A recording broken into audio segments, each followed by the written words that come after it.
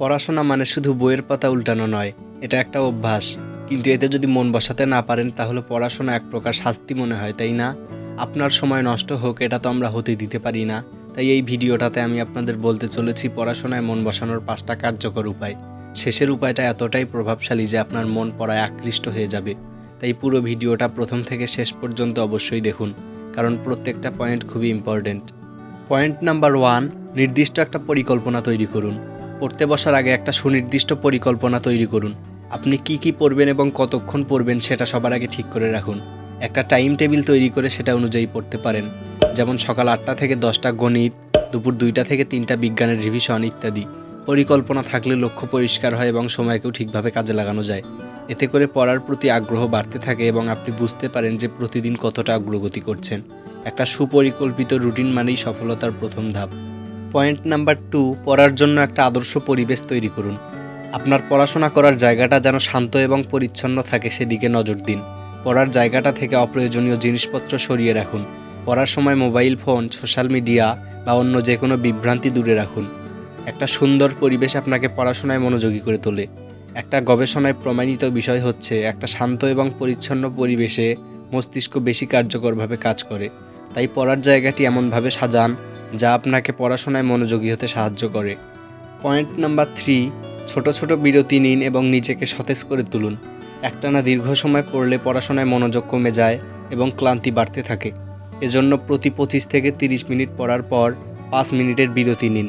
এই সময়টাতে হালকা হাঁটাহাঁটি করুন, একটু পানি পান করুন বা জানালার বাইরে প্রকৃতির দিকে তাকান। এই ছোট্ট কাজটা আপনার মস্তিষ্ককে রিফ্রেশ করতে সাহায্য করবে। বিরতির পর নতুন উদ্যমে আবার পড়াশোনা শুরু করতে পারবেন। একটা কথা অলওয়েজ মনে রাখবেন, অল্প সময়ে গুণগত মানের পড়াশোনা বেশি গুরুত্বপূর্ণ। পয়েন্ট নাম্বার 4, সহজ বিষয় দিয়ে শুরু করুন এবং ধীরে ধীরে কঠিন বিষয়ের দিকে যান। পড়াশোনা শুরু করার সময় প্রথমেই কঠিন অধ্যায়গুলো নিয়ে বসবেন না। যে বিষয়গুলো সহজ এবং মজার সেগুলো আগে পড়ুন, এতে মন পড়ার জন্য প্রস্তুত হবে। যখন আপনি সহজ বিষয়গুলো শেষ করবেন তখন আপনার আত্মবিশ্বাস বাড়বে এবং কঠিন অধ্যায়গুলো পড়তে ইচ্ছে করবে। এভাবে ধাপে ধাপে পড়া শেষ করলে একদিকে যেমন সময় বাঁচবে, অন্যদিকে আপনি পড়ার চাপও কম অনুভব করবেন। পয়েন্ট নাম্বার 5, নিজেকে পুরস্কৃত করুন এবং অনুপ্রাণিত থাকুন। নিজেকে ছোট ছোট পুরস্কার দিন। যদি নির্ধারিত সময়ের মধ্যে একটা অধ্যায় শেষ করতে পারেন তাহলে নিজেকে উৎসাহিত করতে কোনো প্রিয় খাবার খান বা একটা মুভি দেখুন। এই ছোট্ট কাজটি আপনার মস্তিষ্ককে পরবর্তী লক্ষ্য অর্জনের জন্য উদ্দীপনা জোগাড় করবে। এভাবে ছোট ছোট পুরস্কারের মাধ্যমে আপনার পড়ার প্রতি আগ্রহ এবং উৎসাহ বজায় থাকবে।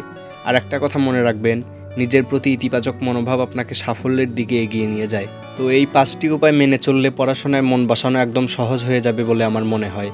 তবে মনে রাখবেন, শুধু উপায় জানলেই চলবে না, সেগুলো নিয়মিত মেনে চলাও গুরুত্বপূর্ণ। আজ থেকেই চেষ্টা করুন স্টেপ বাই স্টেপ সবগুলো পয়েন্টকে প্রয়োগ করতে এবং নিজের পরিবর্তন নিজেই দেখুন।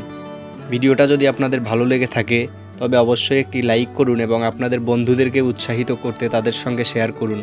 নতুন ভিডিওর জন্য আমাদের চ্যানেলটি সাবস্ক্রাইব করতে ভুলবেন না এবং আপনারা পরবর্তী ভিডিও কোন বিষয়ে চান সেটাও কমেন্ট করে বলতে পারেন। Unlock your potential, solve your problems, live your best life.